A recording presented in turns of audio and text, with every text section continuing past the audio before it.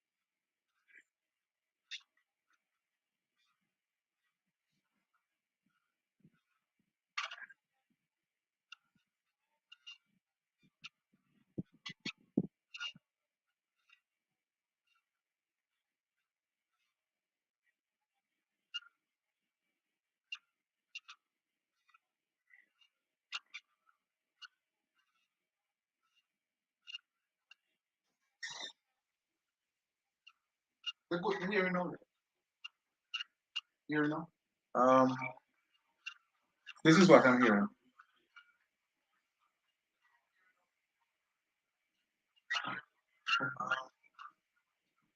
This is what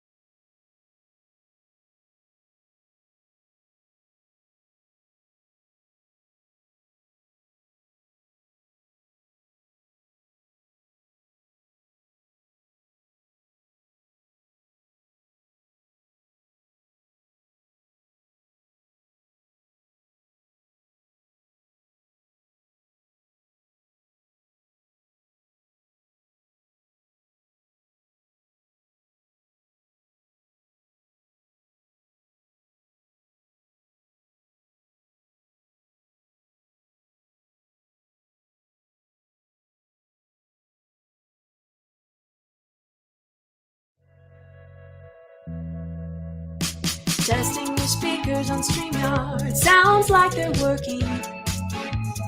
Have a great show. Testing your speakers on StreamYard. Sounds like they're working. Have a great show. This song is brought to you by Kelsey and Presley and StreamYard support. Have a great show.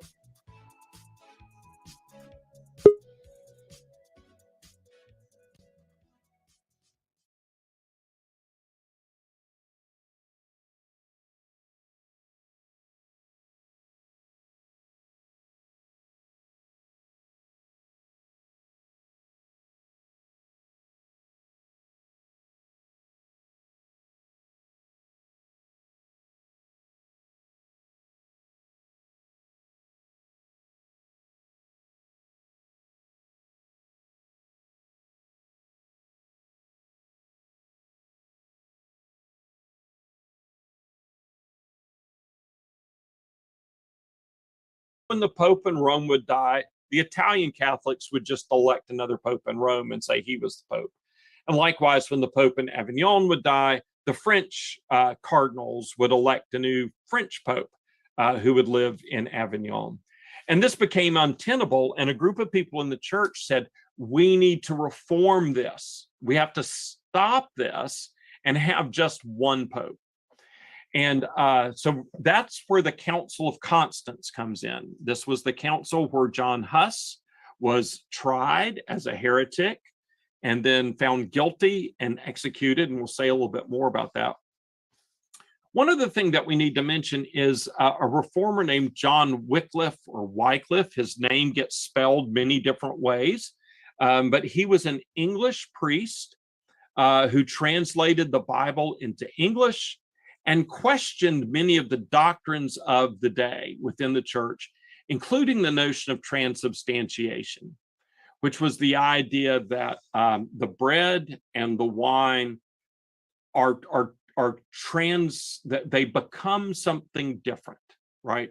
That they may look the same on the outside, still looks like bread, still looks like wine, but they are changed into the elements that are the body and the blood of Christ. And John Wycliffe said that really doesn't make sense, that what the substance of these things are actually changes. And because of his teachings, he was condemned as a heretic. And the teachings of John Wycliffe played a big role on the thought of John Huss. There were some other Czech reformers, and we'll get to those in a minute. So like I said, a history of reform within the Catholic Church, but in the century before John Huss, there were some real problems that were bubbling up that made it harder to try to reform in the ways that they had previously. All right. Now I want to say this is all before Huss. Now I want to talk a little bit after Huss, because as I said, John Huss lived most of his life as a Catholic. He was a Catholic until he died, but excommunicated. It was his followers who started what we now call the Moravian Church. And I noticed that one of the folks was signing in under the name Unitas, right? So that's a name that goes back to the Unitas Fratrum. And that was the initial name that some of the people who followed Huss decided that was what they were going to be. They were going to separate and form a separate group called the Unitas Fratrum. And that is the birth of what we now call the Moravian Church. Like I said, it was originally called the Unitas Fratrum, not the Moravian Church. It was founded in 1457. So this is 40 years after John Huss was burned at the stake. So it took a long time for these followers to decide that that's really what they needed to do to be faithful in their Christian beliefs. It was founded by a man named Gregory the Tailor, also known as Gregory the Patriarch. That sort of patriarchal founding role shows up in his name. He was arrested for what he had done in founding this group called the Unitas Fratrum, and some of his companions were tortured because they had dared to form this separate group called the Unitas Fratrum. And so this small, often illegal church has faced many challenges throughout the centuries, and it's now a global church. And that's part of what we celebrate today. And I mentioned this earlier. It's great to be with people in Jamaica. I know Sister Angelica is joining us from North Carolina. So our church is spread out all over everywhere. It's many places in the Caribbean. It's in Africa. It's spreading in Asia. It's spreading in South America. So this group of a very small group of Huss's followers did this illegal thing in founding the Unitas Fratrum, and it's now grown into what we celebrate as the Moravian Church. Now, the fact that we've often been small and persecuted and sometimes illegal has greatly impacted our view of the church and how we worship, because often we've had to sort of try to blend in or be secretive, and that leads to a certain way of being the church and of being together in worship. So, like I said, the fact that we're small, persecuted, and sometimes illegal really impacts how we live our life as a church. All right, so now I want to talk a little bit more about the situation in Prague and leading us into Huss's work in Prague. And I have a map here of the universities in Europe in the 16th century. So this would be in the 1500s. And the important thing to note is up on the Upper East Side, you see that there is a University of Prague. And you see that it was actually founded before 1400. So it is a very old university. One of the definitely within the oldest 10 universities in the world. So it's a very, very old university. So now I want to move, like I said, we've talked about Reformation in general, and now I want to talk about the Reformation in the Czech lands. Because for a long time, because we emphasize Huss so much, we may forget that there were other people who were actually reforming in the Czech lands before Huss was. Part of the reason for this was there was a king named Charles IV, who was the king of Bohemia, and he was the Holy Roman Emperor, which means he is one of the most powerful monarchs in all of Europe. And he was a very progressive leader. He believed in the importance of education. And so after he becomes the Holy Roman Emperor in 1347, the very next year, he founds Charles University in Prague. So that's 1348. And by the way, the Latin word for Charles, like the Charles University, it's Carolina. So I graduated from the University of North Carolina. If I'd gone to the Charles University in Prague, I would also have a T-shirt that says, Carolina on it. So just a little historical trivia there. Let's see, I'm checking my chats just to make sure.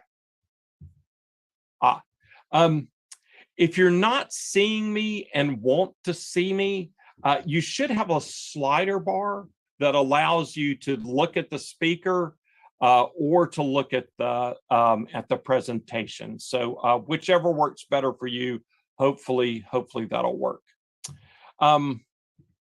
Okay.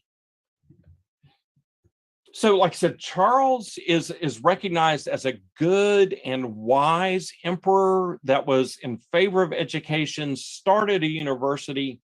And a lot of the reformers were actually priests who were associated with the university and with preaching in Prague. And so there was a man named Konrad Waldhauser, and he had a very prophetic voice, and he was preaching against corruption within the church because he was aware that often the tithes that people paid to their local church, which were not voluntary, it was required.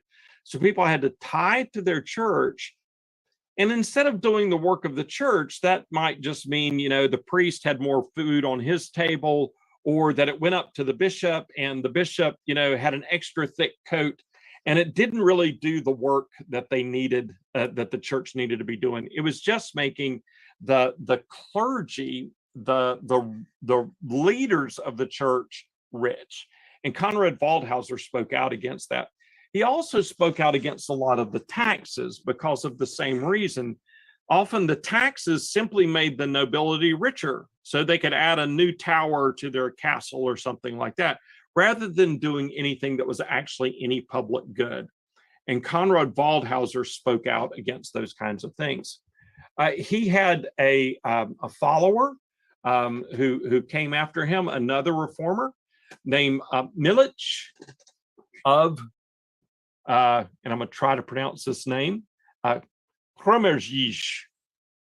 And I'm trying to say that name in particular, and I invite you to pay attention to those extra little diacritical marks, the extra markings above those letters. And so just notice those, and I'm going to come back to those in a minute. And one of the important things to note is that this guy, he was such a popular preacher that they built a new place for him to preach. And this place was called the Bethlehem Chapel. And we'll come back to that when we talk about John Huss. And even though it says chapel, it's actually a very big building, and Helica can speak to that. I don't know if any of the rest of you have gotten to visit Prague, but 3,000 people can stand in the Bethlehem Chapel. So it's actually a pretty big building. And it was the followers of this earlier reformer who built this Bethlehem Chapel. It's also important to note that Milich, he reached out to many of the poor people of his city, especially women who had become prostitutes. And part of what he realized was that many of the women who were prostitutes didn't really want to be prostitutes, but they had no other way to make a living. They were not tied to either a husband or a father who could take care of them financially. And so they fell into a life of prostitution. So what he did was reach out to them and tried to give them other employment so that they would not have to be prostitutes. And then a couple of other, I'm going to skip over them, but just so we know that there were earlier reforms that were associated with this Charles University in Prague before John Huss hits the scene. And they preached in places like the Teen Church in Prague, which is on the Old Town Square in Prague. And here you see a picture of the Bethlehem Chapel. And that's the inside of the Bethlehem Chapel. And you see their pictures on the wall. During the days of Huss, they would have written hymns on the wall in Czech. And we'll come back to why that's important in a minute. But that's a view of the inside of the Bethlehem Chapel. So let's talk a little bit about Huss. We don't actually know when he was born because he was born to a peasant family. He wasn't born into the nobility. He was not born a rich man. He was just another person born into the village of Hussites. And that's where the name comes from. John Huss is short for Hussites. So he was John from Huss. And so that's where his name comes from, John Huss. But like I said, because he was born into a poor family, we don't know exactly when he was born, but we think it was roughly 1369, but we know for sure that he died in 1415. He had a very humble background, but he realized that many of the priests led better lives than most of the people in the country where he was, in the city where he was. So he decided he wanted to become a priest. So he was able to go to the University of Prague and study to become a priest. Apparently, he had a very good voice, and he used to earn money for pocket change or to buy an extra book or something like that by singing places. So he was, like I said, a very good singer. And we see this playing out in that later in life, he did write hymns and talked about the importance of people singing together in worship, which was not the practice in the Catholic Church during his day. So like I said, he comes from a humble background. He works his way through college by being a singer, both in church and in secular settings. He becomes a Roman Catholic priest. And he's a very intelligent man, well respected. So he becomes the president of the University of Prague, or that Charles University. And he was a very popular preacher because, like the reformers before him, he preached in Czech so people could understand what he was saying. And he advocated that all of worship should take place in the language of the people. So he became a very popular preacher. And among the people that came to hear him was the Empress, or the Queen of Bohemia. And so she frequented the Bethlehem Chapel and was a financial supporter of the Bethlehem Chapel. So he becomes the leader of the Czech Reformation. We view him as a martyr. The Catholic Church, until very recently, only talked of him as a heretic. Most Catholics are now more charitable to Huss, because most of the reforms that Huss called for, the Catholic Church has now put into place. But in his day, he was seen as a heretic. And he is still officially, according to the Catholic Church, a heretic, although lots of people are pushing for some different recognition for Huss. And some of our most recent popes have been much more willing to build the bridges between Catholics and Protestants. Like I said, he was not the founder of the Unitas Fratrum. That was the guy, Gregory the Patriarch. And in some ways, he's more important as a symbol than as a theologian, because most of his theology was still very Catholic. He just wanted to reform very few things, but it was problematic enough that he was executed. And many of his followers were actually much more radical than he was. And it's his followers who took the step of founding the Unitas Fratrum. I've already mentioned that he's ordained, he becomes a professor, he's deeply involved in reform. He is a popular preacher. Like I said, he was popular among all social classes. I've mentioned the Queen, but the peasants loved to come hear him. The townspeople loved to come hear him. He preached about the need for the church to reform. And I'll say more about this, but one of the things he particularly talked about was the fact that the tithes that people gave to church were not going to good causes. They weren't helping the poor. They weren't healing the sick. They weren't educating people. It was so that the bishops had a nicer place to live in and more food on the table. And so he preached the need for economic reform. As I mentioned, he becomes the president of the university, but he becomes unpopular because the king, who had initially supported his calls for reform, changed his mind because the king was making money off of indulgences that were sold in Prague. And when Huss attacked the selling of indulgences, it also meant he's cutting off the king's, at least some of the king's income. And the king didn't like that. So he was forced into exile. And one of the reasons he went into exile was out of his love for the common people. If he had stayed in Prague, he knew that would get the people in Prague in trouble.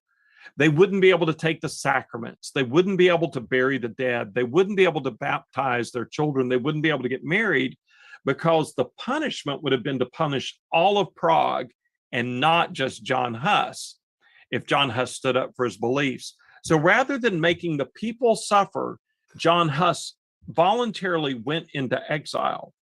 And so he left the city of Prague and he preached in the countrysides. And he was a very popular preacher among the people in the country as well, because he preached for economic reform and to make their lives better.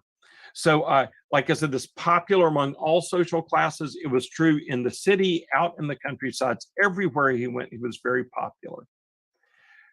While he was in exile, when he left Prague, he didn't have the normal duties that he wrote. So he wrote that he normally had. So he wrote two of his most famous books.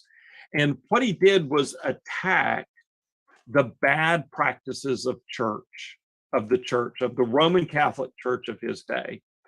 And that is what really then got him in real trouble and led to him being called to the Council of Constance. So the Council of Constance met for 3 whole years. And Huss played just a very small part in that, because the Council of Constance was brought together to be able to address this issue that there was a Pope in Rome and a Pope in Avignon. And then, to make matters worse, they elected a 3rd Pope, all of whom still claimed to be the Pope. And this created just such a mess that they called the Council of Constance to deal with how to reform the church so we wouldn't have 3 popes, and to deal with this problem of John Huss. And so, I've left the date off there. So the Council of Constance was convened in 1414. John Huss was burned alive in 1415, and the council still met for 2 whole years trying to figure out this problem with where the Pope, who the Pope should be, and where the Pope should live. It took them 2 years even after they killed Huss. So, like I said, the Catholic Church continues to hold that John Huss was a heretic. He was condemned on several accounts of heresy after a trial. The major issues were his questioning of papal authority and about what to do with corrupt priests. And he rejected the authority of the council over him. He said, you are just a bunch of men, and because you're not doing what God's calling you to do, you really aren't the church. You really don't have power. So Huss rejected their power. They tried to make some deals with him to cut some bargains. So Huss could have said, well, I changed my mind about that, or I didn't really mean it that way. So they really tried to get him. They really tried not to kill him, because often if the church starts killing priests, then who's safe, right? Because people could turn on people, and the people at the council themselves realized they were doing a very dangerous thing. But Huss was so convinced that they did kill him, and his reform radicalized after he died. Okay, so let's talk some about Huss's legacy now. His followers, there were many followers that had many different ideas, but they came together and they agreed on 4 basic things. And those were that the Bible and worship should be in the language of the people, right? So if you go to church on Sunday, you shouldn't be hearing Latin. You should be hearing, if you're Czech, Czech, or if you're English, English, or Spanish, Spanish, right? So Bible and worship should be in the language of the people. And this is another very important thing that ties into some earlier questions that were going on. Communion in both kinds, and what that means is that the laity should receive both bread and wine at communion.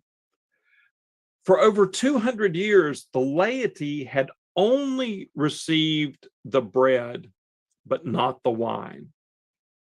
And if there's time at the end, or if there's particular interest, I can go into why that was, but that's the way it worked. The laity, people who were not priests, people who were not pastors, only got bread, but could not take wine at communion. And Huss had argued that that was a problem, and his followers that became one of their 4 most important points. They wanted to reform the clergy. As I've said, there was a lot of corruption.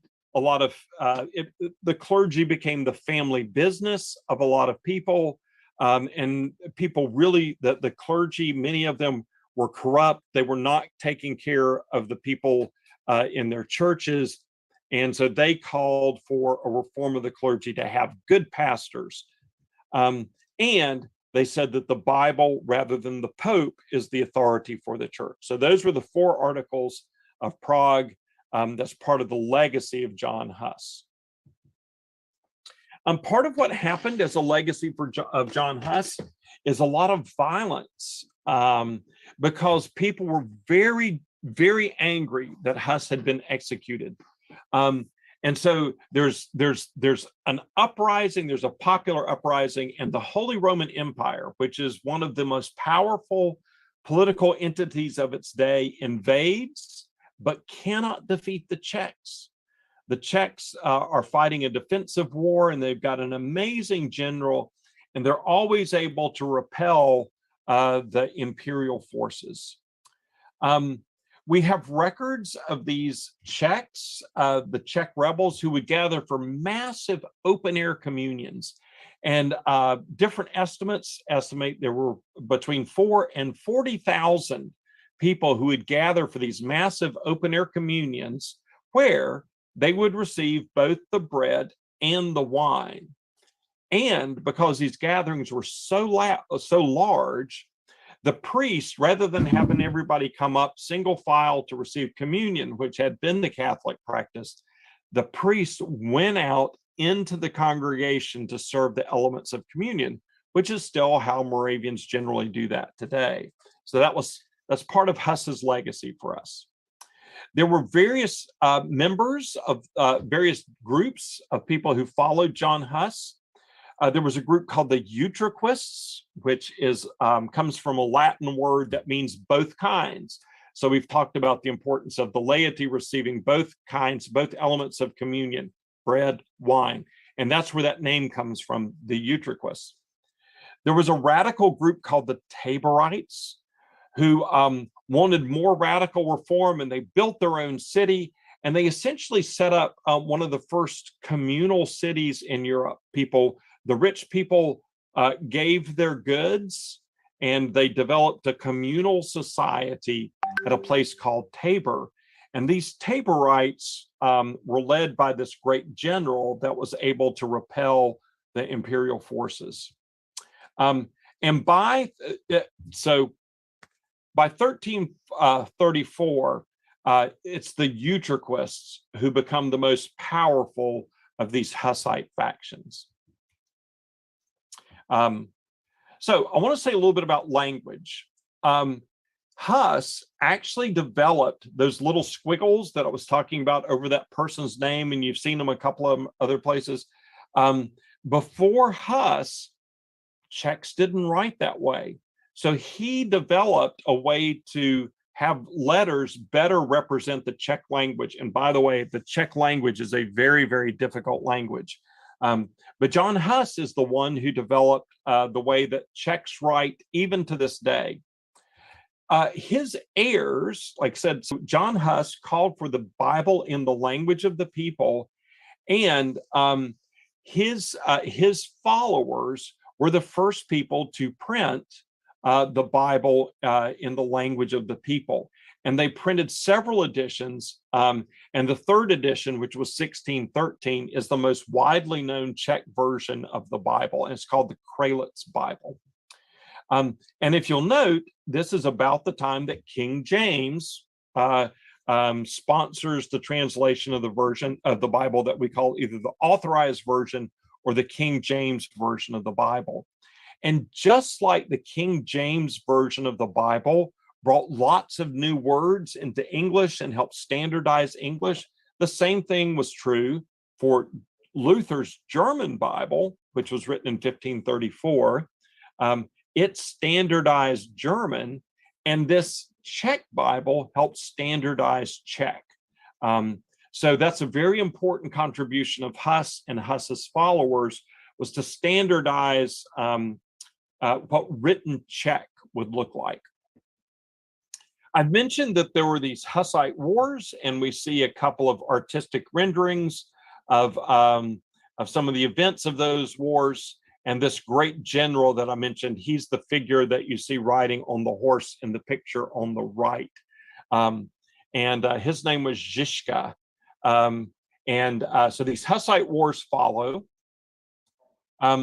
Here are some battle flags that represented the followers of John Huss in these wars.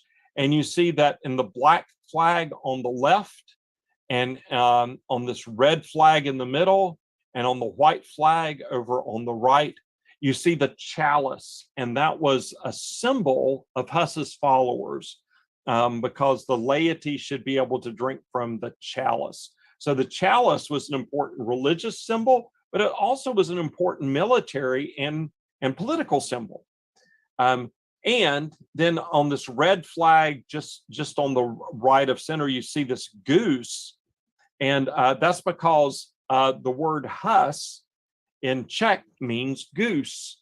And so the followers of John Huss had this goose symbol on their flags as well. We've mentioned these three types of Hussites. I want to say a little bit more about them. The Eutychists, we've already noted that they wanted communion in both kinds. And it was a very intellectual and urban call for reform. And some of the reforms they call for sound similar to things that happened in the Church of England just about 200 years later. No, only about 100 years later, actually, under Henry VIII, as he breaks off and starts the Church of England. The Taborites, I mentioned them, were the more radical groups. And from a sort of English church history, they're more similar to the Puritans. And they were more radical, and they were the ones that I mentioned that had the army led by Zizko. And then there were just people who maybe not were part of any one group. And one of those is Peter Helchitsky. And I'm going to say more about him because he was a pacifist. He saw all this fighting and killing and thought, this is not what Jesus talked about. The Sermon on the Mount is about, turning the other cheek and being a peacemaker and being meek. And so his writing was very important. And I'll come to that in just a minute. I'm seeing the chat. Let's see. Yeah, okay. Just a note that feel free to raise your hands if you want to, or to type in questions in the chat, or we can have questions at the end. So like I said, feel free to interrupt at any time. So there are things that the Moravian Church or the Unitas Fratrum took from this Church of Tabor, which are the followers of Huss. And that was this idea of radical brotherhood, small groups of people who banded together to live and work together. Even though Huss was very Catholic in many ways, Tabor rejected a lot of medieval Catholicism, including the idea of purgatory and transubstantiation. And they celebrated communion on simple tables, not altars. And that's something that stayed through with the Unitas Fratrum and the Moravian Church, and to many of our churches today. Most Moravian churches will talk about a communion table rather than an altar.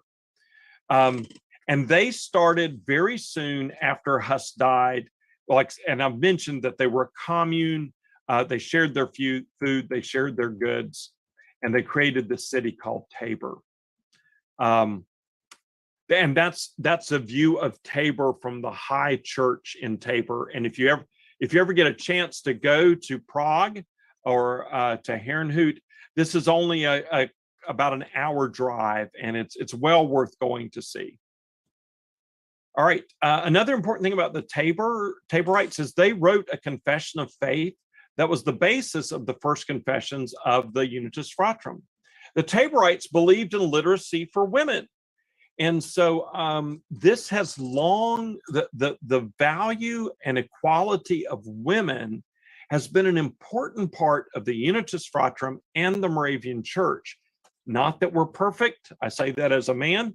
We've had long periods when we did not do right by the women within our churches, but we've had lots of periods where there were good examples set for us, and this is something that we need to continue to work toward.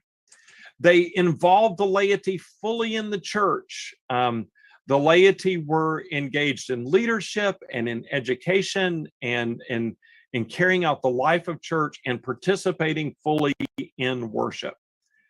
They believed in the freedom of Christians to form their own churches, which was a novel, a radical idea at the time when there was only one church, which was the Catholic Church. And they believed that the Bible should be the authority of the church rather than laws that people had been developing for over, for 1,500 years at that time. They believed in a communal lifestyle. Later Moravians adopted Taborite views of sacraments. So we do not believe in transubstantiation, but we still view the Lord's Supper very highly. This is a statue of Peter Helchitsky. And once again, you look at that C in his last name and you see that little mark. That's the work of John Huss, still living today in working with the Czech language. He was the first modern Christian pacifist. As I said, he looked at the wars going on around him and just saw the futility of it and said, the Bible, the Gospels in particular, call us to a different way. And he was the first real theologian to influence the Unitas Fratrum. We don't know much about his life at all. He grew up in a rural area. We don't know how he was educated, but we know he had some education. And we know that he read Huss and Wycliffe, who's the scholar that I mentioned from England that was so controversial. I'm just looking, can Jamaican churches begin to read one New Testament lesson from the Jamaican Creole Bible? Boy, that is a great question, and I'm glad it's raised. And as an outsider, I don't want to jump in and answer that, but I do think that's a great question for Jamaican Moravians to wrestle with. If there's a Creole version of the Bible and that's what people know and that's what their heart language is, to me, that seems to be very much in keeping with what Huss was teaching. So we may want to come back to that in a little bit, but a great practical question related to the life and beliefs of John Huss. So we were talking about Helchitsky, who's a later follower. We know that he read Huss and Wycliffe, and he wrote in Czech, which was the language of the people, not in Latin. And he did join Hussites, and he later joined the Taborites, but left because of the violence. So like I said, he's the first pacifist, and that was a hallmark of the early Unitas Fratrum and the Moravian Church in the times of the Zinzendorfs as well. So his call was for pacifism, especially if you look at the New Testament, especially the teachings of Jesus, it's very pacifistic. I know there are references to, whoever has a sword should use it, and those kinds of things, but those are very few references compared to the very peaceful teachings of Jesus. Faith is not about coercion, right? So if you're using force to force somebody else to be a Christian, you're probably doing it wrong. God works by persuasion, and so should the church, rather than by force. Don't return evil for evil. He believed there's no such thing as a just war, that violence is never the answer. And the way he would phrase it is that some things are worth dying for, but nothing's worth killing for. Some things are worth dying for, but nothing's worth killing for. Helchitsky's work were republished in the 19th century and translated into Russian. And they were read by Tolstoy, and Tolstoy's works were read by Gandhi, and Gandhi's works were read by Martin Luther King, which greatly influenced the civil rights movement in the United States. And once again, that idea of nonviolence, never returning evil for evil, never fighting back with force.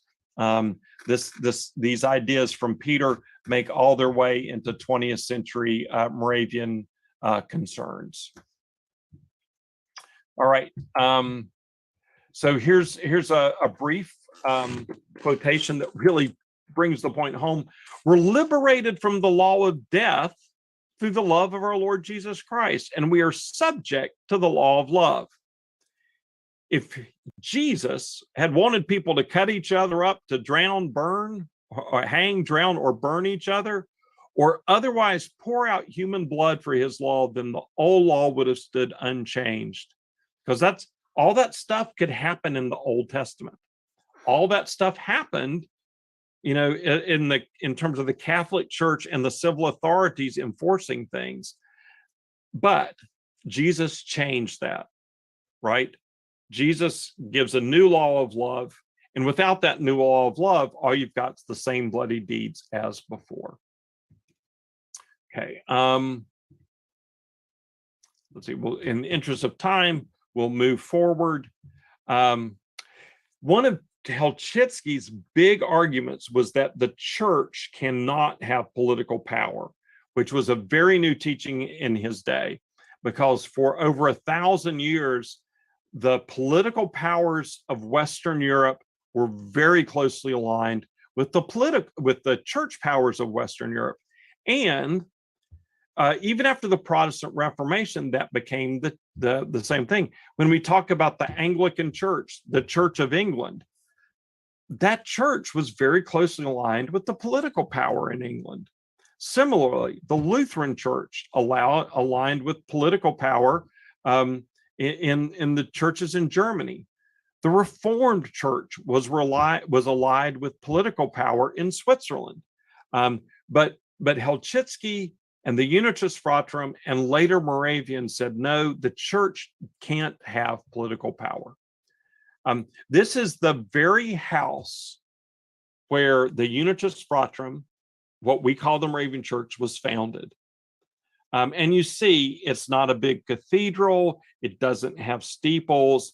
It's big. But it's a very simple dwelling out in the countryside, where the people like Gregory the Tailor, Gregory the Patriarch, gathered to separate from the church of their day. So even though we're celebrating Huss today, we remember that he was technically not the founder of the Moravian Church. It's his followers, Gregory the Patriarch, that founded the Unity of the Brethren. And he broke away actually from other Hussites.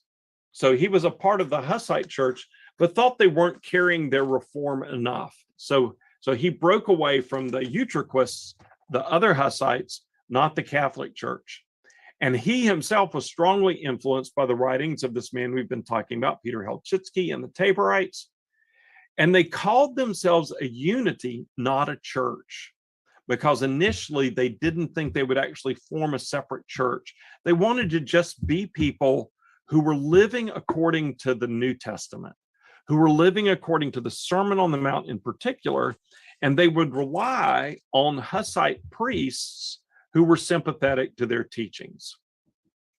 Eventually, they do separate and become a separate church, and that happens 10 years later when they select their own priests and elect a bishop. Gregory the Patriarch, this man that we've been talking about, he was a lesser noble, and we know that because he wasn't tortured when he was arrested, which is that you only torture the common people, right? You don't torture the important highborn people. And he had some education. He had been a business manager of a Hussite monastery, and he was friends with the most powerful person in the Utraquist church, this other Hussite church, because his uncle was the archbishop. And he was inspired by his uncle's teaching, but took the reforms to be more radical than his uncle was comfortable with. And they went to this place called Kunwald, where they resolved to live according to the law of Christ in the New Testament. And they drew on Peter Helchitsky. They formed their own community in 1457, and they found a good priest named Michael, who was a Hussite priest, who would give them the sacraments and serve as a pastor to them, but they did not yet consider themselves a church. And from Kunwald, they would go on preaching and teaching journeys, just traveling evangelists, sharing the good news, even if they weren't priests and couldn't serve the elements or things like that, but they would go on these preaching evangelistic journeys. The reason they eventually break away is because they knew they couldn't just rely on having sympathetic priests, so they decided they would form their own priesthood and become a separate church. And they wanted to do this to uphold part of what we've been talking about, worship in the language of people, and a church for the common people, not the wealthy and the powerful. Let's see, I want to skip ahead because I'm aware that our time is fast fleeting. Some of the social teachings were that everybody should be able to work and be productive, right? So this was not that people should be lazy, not that priests should be lazy and just let the tithes take care of them. Everyone should work and be productive. And that love of your neighbor applies to economic matters. So if I'm trying to cheat my neighbor in a business deal, if I'm trying to steal from them, I'm not really loving them. And you have to be honest in all types of economic activities, like setting fair prices. I don't know exactly what's going on in Jamaica. In the United States, we have had gas prices soaring, but our oil companies are making record profits. So I think they're taking advantage of a situation rather than setting prices. And the social teachings of the ancient unity was that you shouldn't do that. So the Moravian Church, the Unitas Fratrum in the 1400s, was the first voluntary church. Moravians didn't want to force anybody to be Moravian. If you want to join us, that's fine. But we're not trying to be the only church around and you've got to be part of us. So they were the first voluntary church. They were also the first peace church, the pacifist church that I've mentioned. They articulated and advocated for worship in the language of the people.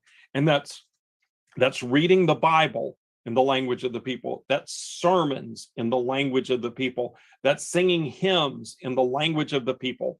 And this was very important. The focus on the laity, right? And the most important symbol of that was the fact that in the Moravian church, from the beginning, lay people were able to drink from the chalice and it wasn't reserved for the priesthood. They believed in education for all classes and for women. They had women in leadership positions.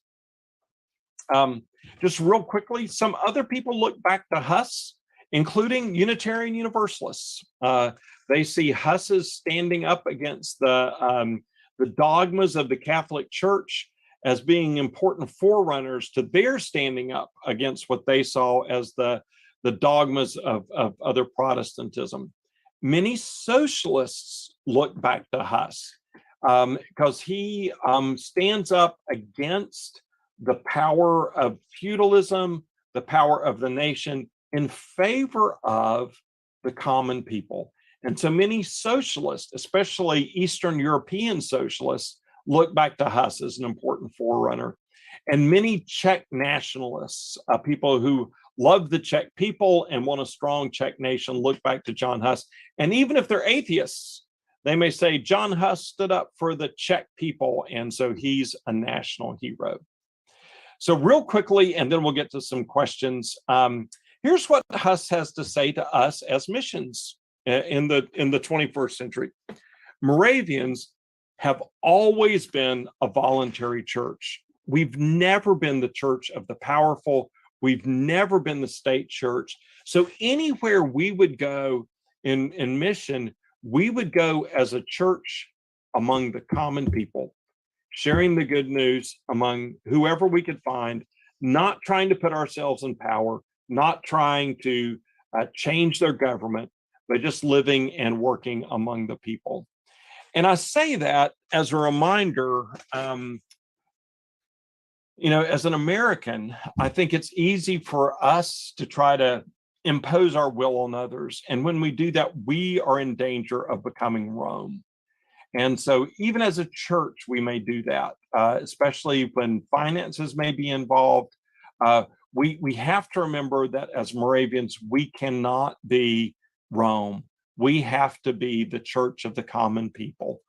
A peace church. We've been pacifists at times. We've also had plenty of Moravians who fought for their country, who fought in battles. And there may be good to that, but there also may be bad. We know that there were German Moravians who fought for Adolf Hitler. They were in the armies of the Third Reich. So, there There are Moravians in the southern province who fought to keep slavery as the rule of the day. So anytime we move away from being a peace church, I think we put ourselves in real danger of fighting for the wrong side. Worship in the language of the people, we've mentioned that on numerous occasions. And that's something that Moravians have traditionally done a very, very good job of. We have tried to learn the language of Native Americans when missionaries came here. When missionaries went to Africa, they learned the languages of the people. And often Moravians have worked very closely with Bible translators. And I know that's been particularly true in Central America and in Alaska, trying to get worship in the language of the people. So that question of Jamaican Creole, I think, is a great question, because what truly is the language of the people? So I think we've done a good job with that. I think a place that we've fallen short sometimes is not recognizing the importance of culture of the people. So even though missionaries, European missionaries, may have tried to go and learn the language of Native Americans, they may not have tried to appreciate the cultures and the ways that you can learn about the spirituality of people and the relevance of the gospel in a particular culture. So I would hope that moving forward, we can try to be more sensitive to cultural issues. Focus on the laity. Everywhere Moravians have gone, they have really tried to engage in and empower laity. And I know throughout the Caribbean, the development of the helper system, where we had helpers at local congregations, is a very important part of the Moravian work. And I hope that as we go forward, we'll do the same. It's not just about sending pastors, it's about developing indigenous laity to play key roles in the life of the church. I hope that wherever we'll go, even if it may be culturally unpopular, that we will say, yeah, women in ordained leadership is an important part of who we are. And we have a ministry to the whole person. So we've mentioned some about education, but we know that often when Moravians have gone places, there have been medical missions. I did a little brief Googling today and saw that in Jamaica, there were important agricultural missions, particularly right after emancipation, that the church took a real key role in trying to help the agricultural transitions to a new economy, and education for all classes and women. I think that's actually a misprint. What I meant to have there is that in looking, well, I know that's part of Jamaican outreach as well, but I also remember reading about public water supply and the role that the Moravians have played in trying to get safe drinking water for people. And I know that that was the case in Jamaica and also places in Honduras. So it's not just, we want to share the gospel, but because we're a whole people, we also want to minister to the whole person. So we want to speak to medical and agricultural and economic and educational issues as well. So that is the end of my presentation. So I'm going to stop sharing and I'm going to look at the chat right quick. And I see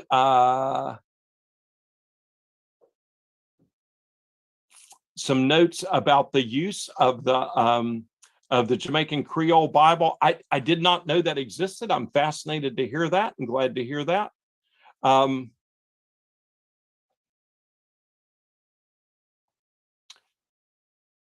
Yeah, so I'm looking at Stanley Clark's, and I think that's Bishop Clark, right? Some of his comment about how relevant is this term heretic when we talk about Huss. And I think it's really easy for us to look back and go, oh, there's no way he could be a heretic, right? He's standing up for the things that we believe in. He's standing for things that even now that the Catholic Church has accepted. But in the day, he was speaking out against accepted teachings within the church. And one of the definitions of heretic is, and I see Anthony Chung's hand, and we'll get to him in just a second. Yep. So one of the definitions of heretic is not that you have a bad idea. One of my favorite professors when I was in graduate school said, everybody has a bad idea sometime. Even the Pope sometimes has a bad idea. And that doesn't make you a heretic. What makes you a heretic is if I have a bad idea and I go to Brother Stanley and say, hey, I think this is what we need to be doing. And the bishop says, no, Riddick, that's a bad idea. And then I go to other people and say, hey, I really think that this is what we should be doing. And everybody tells me, hey, that's really a bad idea. That's not consistent with Christian teaching. It will cause all these kind of problems. It goes against this in the Bible. It goes against this, how we do things in the Moravian Church. If I keep doing that over and over again, then I'm a heretic, right? So it's not just having a bad idea. It's having a really bad idea, and people try to correct you, people try to help you see the right way, but you still stick with that. That's when you get to be a heretic. And so by the traditional definitions, you can understand why Huss was declared a heretic in his day. But by Catholic teaching today, they now accept most of the things that Huss said. So my hope is that someday the Catholic Church will say, Huss was not a heretic, and that Huss is unfortunately one of the many times when the church has been violent to people who disagreed, and we recognize that there's a different way of doing things. So, Brother Chung, you had a question. Hi, good evening. Thank you. And thanks for the opportunity to share in this. I'm not from the Moravian Church. I'm with the United Church in Jamaica. A comment and a question. Sorry, go ahead. And United is uniting what churches? Presbyterians, Congregationals, and Disciples of Christ. Okay, all right, thank you. Yeah, right. So just an observation in terms of the statements that came out of Prague, having regard to the fundamentals of what would become Moravianism. It's interesting how, though this predates what we consider the Protestant Reformation, how those fundamental truths began to emerge and would become the cornerstone of what would become the Reformation movement. So it's obvious that there were stirrings that were already at work. But I have a question. The role of Huss, or the influence of Huss in what I now see as the ecumenical nature of Moravian Church. I'm part of a fraternal. We have, ministers. I interact with a lot of my colleagues. And in Jamaica, there is the Jamaica Ecumenical Mutual Mission that is made up of the United Church, the Moravians, the Methodists. And so where did that come from? That openness to engage with other, later movements? Yes, so that's a great question. And this is something that we really cannot trace back to Huss, because Huss, like I said, Huss was really trying to be a good Catholic. He was doing what he thought was being a good Catholic and trying to help other people see that his reforms would help other people become good Catholics. And there was no sense that you would have any church other than the Catholic Church to be ecumenical with, right? So, so in some ways, maybe the followers of Huss, who start the Unitas Fratrum, create the first opportunity to be ecumenical, because they become the other church. Right. And so what happens then is, after the Unitas Fratrum breaks off, then you have Luther breaking off, and you have the Reformed breaking off. And all of this is happening in the 1517 for Luther. So all this is happening, and by 1570, so essentially within a generation after the death of Martin Luther, the followers of Martin Luther and all the reformers, the followers of Zwingli and Martin Butzer and John Calvin, their followers And by now, like the fourth generation of the Unitas Fratrum leaders, they actually gathered together in Poland. And there's something called the Consensus of Sandomir, which is the first ecumenical agreement among different groups that call themselves separate churches. So that ecumenical notion does date back to some of the later followers of Huss, and Zinzendorf, under whom the Moravians are renewed in the 1700s, is very interested in ecumenism, because by his day, a lot of the warfare has stopped. The religious wars are over, and you've got real defined groups of Lutherans and Reformed, and by now the Church of England, so the Episcopal group, and you've got other interesting groups like Puritans or Separatists coming out of England. You've got groups like Schwenkfelders and other smaller odd groups in Europe. And Zinzendorf's willing to talk to anybody who loves Jesus, right? So he's like, let's get beyond all the labels and let's see what we're interested in together. So just to recap, the answer to your question, we really can't trace that back to Huss, but Huss's followers are key contributors to the first ecumenical agreement ever, and that has been a strong strain of the Moravian Church ever since. Thanks. Thank you. Great question.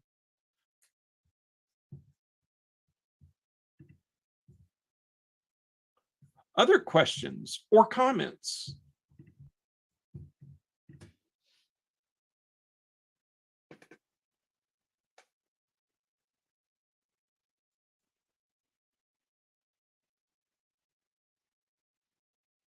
Just to say to beloveds that you can type your question in the chat.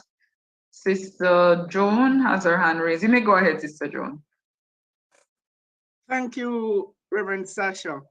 Just want to say, Brother Reddick, a very enlightening lecture. You know some of these things, or you might be aware of some of them, but when you hear them another time, it opens up avenues for you, and you are more enlightened as to know a part of a movement that you are, in this great movement called the Moravian Church, and what Huss and others would have done, so that we're sort of, sitting on a foundation, and we understand their work a little bit more. Yes, I think it's an excellent point that so my dad was a pastor. That's why I was born in Antigua. My dad was a missionary there. So I grew up in a pastoral household. And, I grew up hearing about Huss and hearing about Zinzendorf. And I continue to learn because, you learn things at certain levels, in Sunday school or in your confirmation class. And then the older you get, the more tools you have to help put things in context.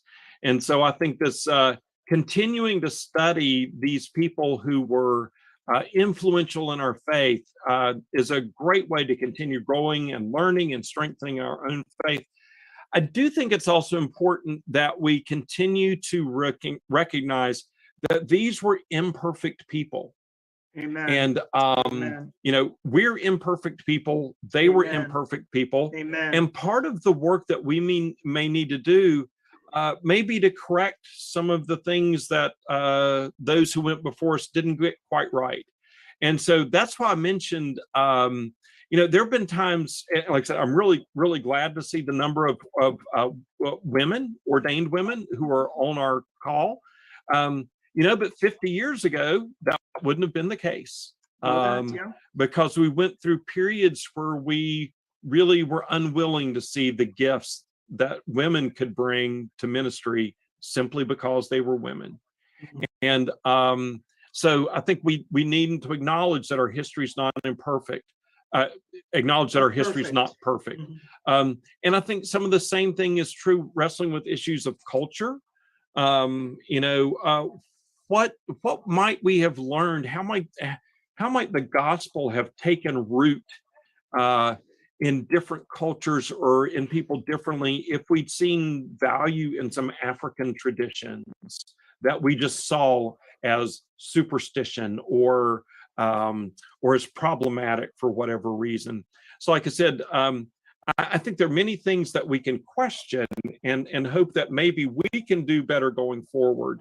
And that's something that's very personally important to me.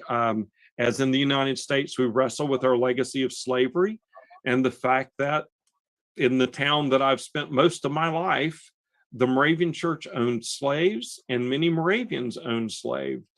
Owned slaves. So the buildings that were built that we still walk around in is built on stolen labor. And so we've still got some wrestling to do. So it's great to look back at these people in our faith and our historical tradition and say, what good things can we learn from them? And what things might we try to set straight so that things might be better for future generations? Thank you, my brother. Yes, and All thank right. you for your comment. I see two other hands. Right, so we have Lucinda Peart, Sister Lucinda Peart, and Brother Kofi Nkrumah Young. We'll take Sister Lucinda Peart and then Brother Kofi.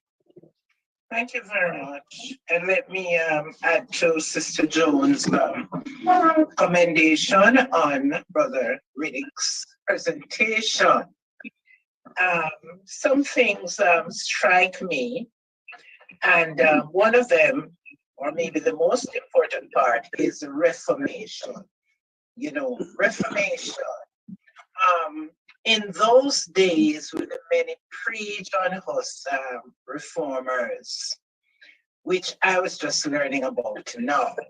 I suppose we focus on John Huss because he belongs to us, but he rode on other people's shoulders, so to speak.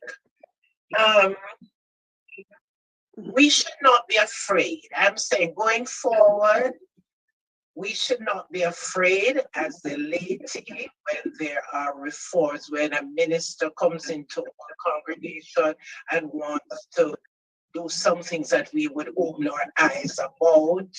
We need, and on the other hand, those who are doing the reform, maybe they don't even know they're doing the reforms, but those who are trying to change what's not good. I noticed that John Huss remained within the church and he fought from the center and he did not try to, from his beliefs, he didn't try to ruffle feathers by being rude or anything like that. So that's one lesson I've learned, that when we are trying to change, we change without deliberately hurting people, listen to other people's views. Another thing is that we shouldn't be afraid of conflicts within the church, but should seek, our modern day to up or to enhance or conflict resolution skills. Because if we go back to people like Paul and Barnabas, we realize that the conflict was there. And that was a time that I like to say, instead of division, it turned out to be multiplication for the church. Thank you very much. Yeah, so if I could just respond to two things that you were talking about. One of the things that I taught to my students about at seminary is when you get a new call, when you go to a new church, spend a lot of time trying to learn how they do things there. Because even though we've got some broad umbrella Moravian ways of doing things, individual congregations can be very different. And so, Sister Lucinda, I appreciated what you said. And so a pastor may come in and look like the pastor's trying to reform, and the pastor may just, I'm just doing things normally the way I'm used to. And the church is just, we're doing things normally the way we used to, and may not even realize that somebody thinks the pastor, she's trying to reform something. So I think that is something to keep in mind, that Moravians are pretty big tent people. And so some people may be used to doing things one way, and another group of people used to doing things a different way. And when we're willing to talk to each other, we may understand why we've got those differences. So I think that's important. The other thing I would say about the conflict, and you mentioned Paul and Barnabas, and I think that's a great point where sometimes, like I said, that can really lead to multiplication, because then you wound up with these two groups of missionaries who are going out and doing stuff. And that can be great. When we have to make decisions in conflict, I think it's important to decide, okay, whose side am I on this conflict? And my hope would be that I'm trying to be on Jesus' side. Not that I've got God on my side, but I'm trying to be on Jesus' side. So I think it's like, so Jesus said, the Spirit of the Lord is upon me, because the Spirit's anointed me to bring good news to the poor, set the captive free, sight to the blind, release the oppressed, and to proclaim the year of the Lord's favor. And so Jesus is really saying that Jesus is on the side of the poor, the oppressed, the imprisoned, the blind, and those who are in debt. And that's what the Jubilee literally was. It was the year that the debtors were allowed to go free. So if I'm on a conflict and I'm trying to decide where do I come down on this, I'm trying to think, what side do I think Jesus would be on this, based on words of Scripture where he says, this is what I'm about. So, and I think maybe if we did that, that might help soften some of our conflicts sometimes, because if we say, am I really trying to do what I think Jesus would do? Am I really trying to think the way Jesus would think? Might help us see things a little bit differently. So thank you for your comments. Brother Kofi? Yes, Brother Reddick, Gus, are you hearing me? Yes. Yes. Want to thank you for your presentation, the clarity, and how you went about it. Want to put it, when I visited Prague, I noticed that John Huss was a national hero, yet still the Moravians are not known in the Czech Republic. What accounts for that? Yes. So I mentioned one set of wars. I did not mention a second set of wars. So I mentioned these civil wars that had these people called the Taborites and the Hussites, and that they fought against the Holy Roman Empire, and they were able to withstand the power of the Holy Roman Empire. And so for a while, the forces of the empire kind of left the Hussite followers alone. And so from sort of around 1550 to about 1618, the followers of Huss, which included this group called the Utraquists, and this separate group that we're talking about, the Unitas Fratrum, they were able to coexist relatively peacefully. There was periodic persecution, but the Unitas Fratrum fared well, and we think that their numbers spread to around 300,000, something like that. So they I meant to comment on this earlier. I noticed that I think the official title of the Moravian Church is in Jamaica and the Cayman Islands. Is that correct? Right. So the Moravian Church in Jamaica has spread beyond Jamaica. It's gone to the Cayman Islands. Well, the same thing happened with the Unitas Fratrum. It spread over into parts of Germany, because that border between the Czech lands and Germany is very close together. It spread into parts of Poland. There were people who made their way to Hungary even. So the Moravian Church spread, and like I said, the difficulties with political power are often huge. So eventually the Moravians, which started out as simple people, started letting nobles join the church.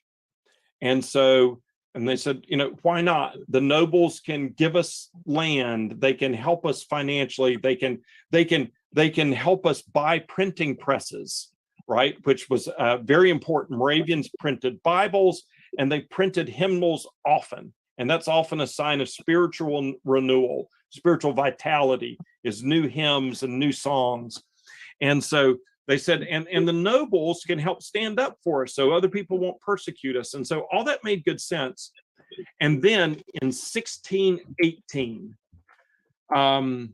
there was a political change, and the Catholics tried to come back into political power, and the Protestants fought back violently with warfare. They rose up violently again, and this time the forces of the Holy Roman Empire, which represented Catholicism, came back and they crushed the Protestant forces, including the nobility that was Protestant. So many leaders within the Unitas Fratrum were executed. Their armies were dispersed, and the battles that started in 1618, there was a decisive battle in 1620 that effectively ended the Unitas Fratrum as a vital religious institution. The war lasted till 1648. And by the way, all this is during the lifetime of John Amos Comenius, who would be another great person to talk about, but that's not who we're talking about today. All this is during his lifetime. And during his lifetime, the military power, the military victories are so complete that the Unitas Fratrum is effectively wiped out. And I mentioned the Jesuits, and the Jesuits came back in and had a very strong, very forceful, coercive, doctrinal attack, and they made the country Catholic again. So that's the first answer to your question, is even though it had once been strongly, the Czech people had been strongly followers of Huss, they first became Catholic, and then when the communists came to power, the communists, the state was officially atheist. And so many people who had been Catholic then, just adopted atheism as the older generations died out, and it was hard to gather for worship, hard to teach the younger generations. The Czech people became very atheistic. And so that's why you see very little knowledge of the Unitas Fratrum, of the Moravian Church, or of John Huss as anything other than a national hero. So that's a long-winded answer to your question. So the short synopsis is the Catholics came in very strong after the 30 Years' War, and then the communist takeover following World War II, really did great damage to the church in the Czech Republic.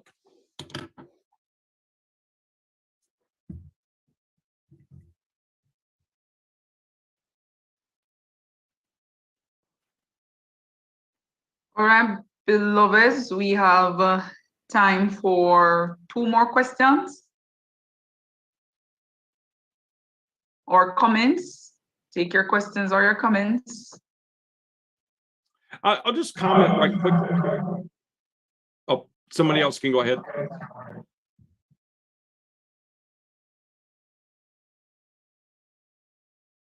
Go ahead, brother Weber. Didn't hear you a while ago. Yeah, I was just noticing the comment by Sister Evelina Clark about how the John Huss story reminds her of Stephen. And yes, throughout the New Testament, and if we read early church history, there were many people whose beliefs cost them their lives. Stephen is the first martyr. We're aware of other New Testament martyrs. Church history tells us that, probably only the disciple John died a natural death. Church history tells us the rest were executed in different ways. We know of many martyrs in the early church. And we know that there are places where Christians are oppressed today. And so martyrdom is not completely a thing of the past. But for me, I want to come back to the opening prayer about we give God thanks and praise.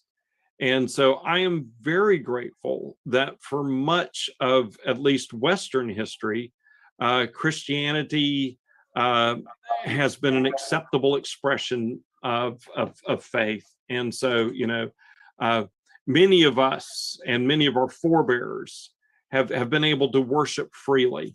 And so I'm really grateful for that. And something that we should not take for granted. So yes, so there's a long history of martyrdom, but also a long history of people who have tried to make their societies a place where Christian faith can be practiced freely. And so for me, how do I make the most of that? How do I share my faith in ways that speak to people's spiritual needs, that worship to the that reach out to the whole person? So, like I said, that ministry that Jesus said he was about preaching good news to the poor and liberation of captives and setting the prisoners free and proclaiming the end of our debts, which are an economic oppression. And so I want to thank God for the fact that I live in a place where I can try to work for those kingdom values.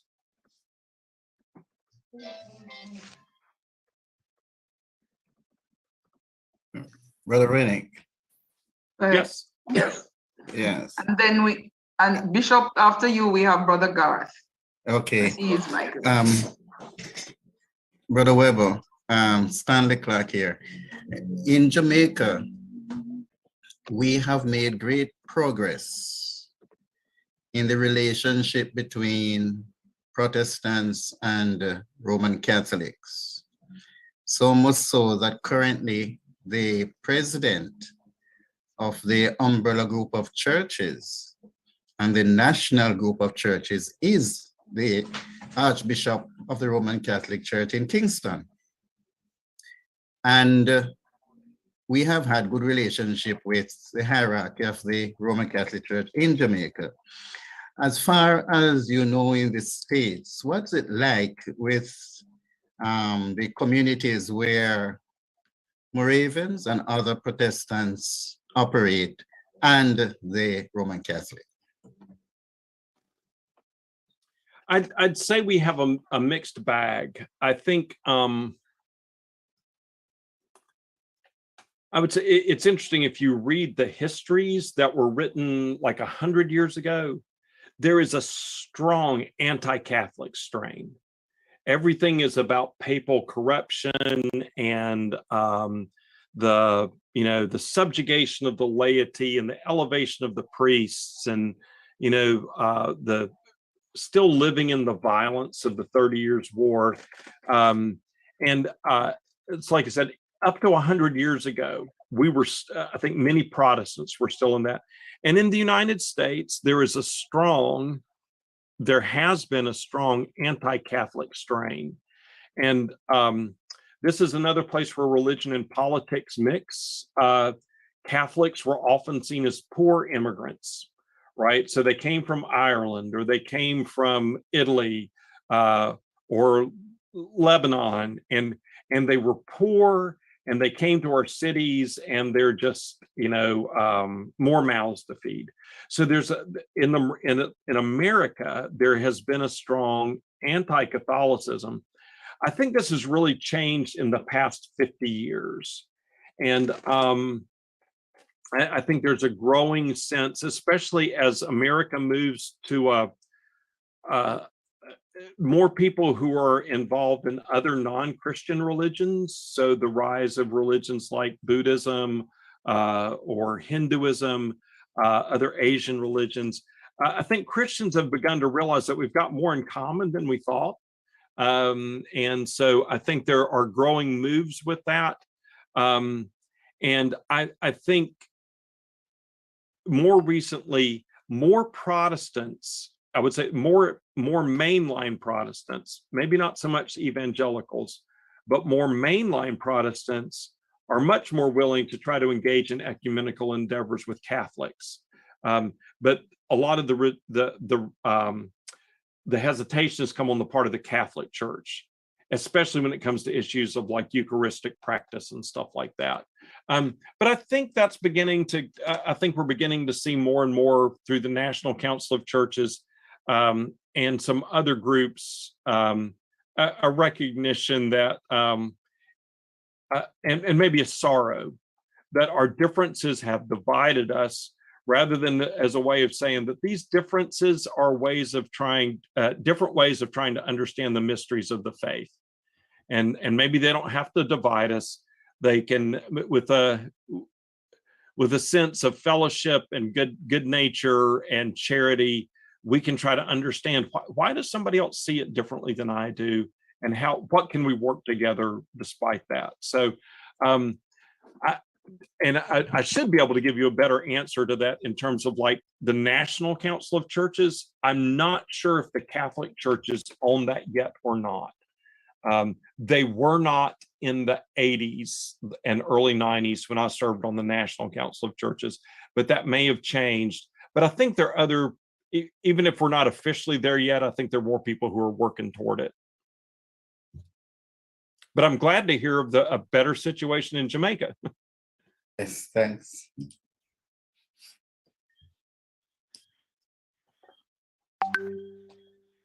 Thank you. Thank you, Bishop. Yes, go ahead, Brother Garth. Thank you so kindly for this. I want to also commend Professor for such an excellent presentation earlier. Well, I just want to focus on one particular point, maybe two, in relation to the legacy, the rich legacy that we Moravians have in relation to education, that we still have a strong stake here in Jamaica in relation to education, that we continue to monitor our educational institutions from the tertiary level right down to the kindergarten level. And at our synods, we welcome and we invite reports from these. And we have educational committees that intervene where necessary in terms of improving the quality and standard of the education that goes on in our institutions. We look also at the appointment of our boards. Who are the persons that we appoint on our school boards or educational boards? Can they add value to the educational system? So we still do maintain our legacy in relation to that. And as it relates to the Unitas of Jamaica, the umbrella group, we still focus on improving the quality and standard of our people economically, through entrepreneurial projects, through agricultural projects, that sort of thing. So we still look at improving the quality and standard of our people. And we do have that as our legacy, which we continue. Well, I'm very grateful to hear that. I think one of the things that troubles me most about the current American situation is we've got a lot of problems with our public education systems. And instead of trying to support them and build them up so that all can be educated, some people are desperately reallocating resources away from the places that need it most. So I'm really grateful to hear that the church is still paying attention and trying to see who are the right people to have in the right places to really help our kids grow up to become all they can be, the people that God made them to be. And I think education is such a key component to that. And once again, this goes back to our earliest days, so Huss, who we're going back to, even though he technically wasn't the founder, I think it's important to remember he was a university president. He was a professor, and that the heart of reform revolved around this university there. And as soon as the Moravians really developed their own sense of a community, education for everybody was key.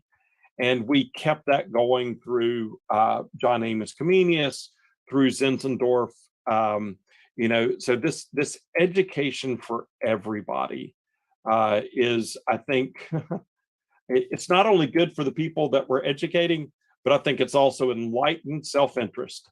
You know, I want the smartest kids out there, you know, taking care of me when I'm old and being my banker and, you know, being my neighbor. So investing in them is important to them, and it helps me out too. So like I said, enlightened self-interest is a part of that, as well as just that's part of our call to serve our neighbors. Absolutely, absolutely. Thank you all so much for your questions and comments. We have really had an awesome presentation, but I will not be doing the honors in terms of saying thanks. And of course, I ask if you are not attached to our church or anybody within our church, I'm just gonna ask you to put your email address in the chat so this presentation, this recording can be sent to you. I know some persons have been asking, so please just do that for us, and we will definitely have it sent to you once it is ready. So without any other delay, I'm going to invite Reverend Horatio Tomlinson, who is the minister of Nazareth, Bath, and Bethlehem Moravian churches in Eastern District Conference and the vice chair of our conference, to do the vote of thanks at this time. Reverend Horatio.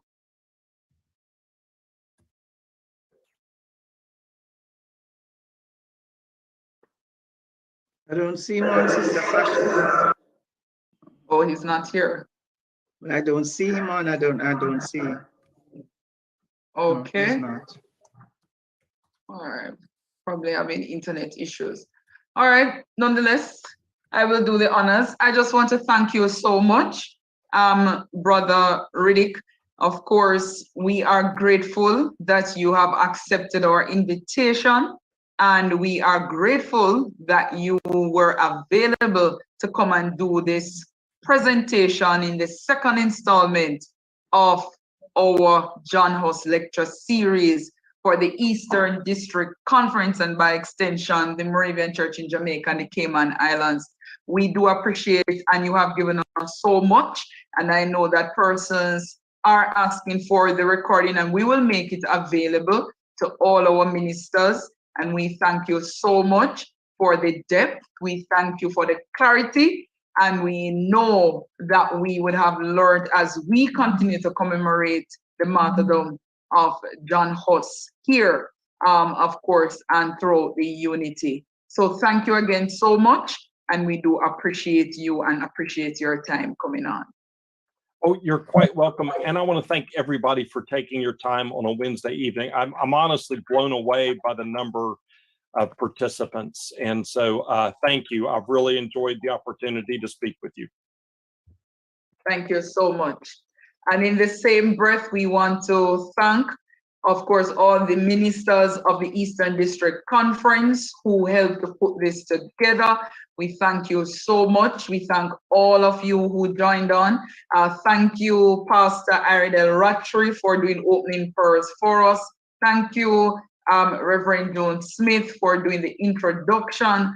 And thank you so much to all of you who asked your questions, who commented. A very big Moravian thank you to all our friends and family. Can we call you family? All our family that joined from the different denominations or no denomination at all. You just saw the link and you said, "But this look interesting." So you came on. We are grateful. Thank you so much. We couldn't have done it without you. And thank you for wanting to know about one of the persons that influence our culture here in the Moravian Church. Really appreciate you all. And thank you so much. It was good to have our bishop on. And of course, we don't like to pressure our bishop, but we are grateful that our bishop was able to be on. And we bless you. We bless God for you and honor our bishop, Right Reverend Stanley Clark. And of course, all the other bishops and ministerial colleagues online. We are grateful for you. Thank you so much. Brothers and sisters, we love you all. Special thanks from all the ministers of EDC. And you know that, of course, our love goes far and wide for you. And we are grateful. And Brother Weber, you are now part of our family. So please, we know that we have an open door to you to welcome you back at any time to come and do any lecture. And of course, any presentation. We are grateful that you have been so gracious to us and willing. Thank you. And we bless you and bless your family as you continue to do ministry at the Moravian Theological Seminary and of course, the Moravian Church worldwide. Because we know that sometimes our lecturers are in high demand. And so we thank you for the time you spent with us. I'm now going to invite the chairman of the Eastern District Conference of the Moravian Church in Jamaica and the Cayman Islands, Reverend Laverne Skeen, Minister of the Riches, Moravia, and the MISPA Moravian Church here in EDC to do our benediction. Just before the benediction, Sister Sasha, just maybe as a group, we want to, say thanks to Brother Chung, who represented the Mandeville Ministers Association and his upward mobility in his church. Yes, yes. Thank you so much. Brother Anthony. Actually, on vacation. Yes. I was surprised to see him. You were, I wasn't. Thank you so much. I was very interested in the topic, so I thought I'd do this for my Wednesday evening relaxation.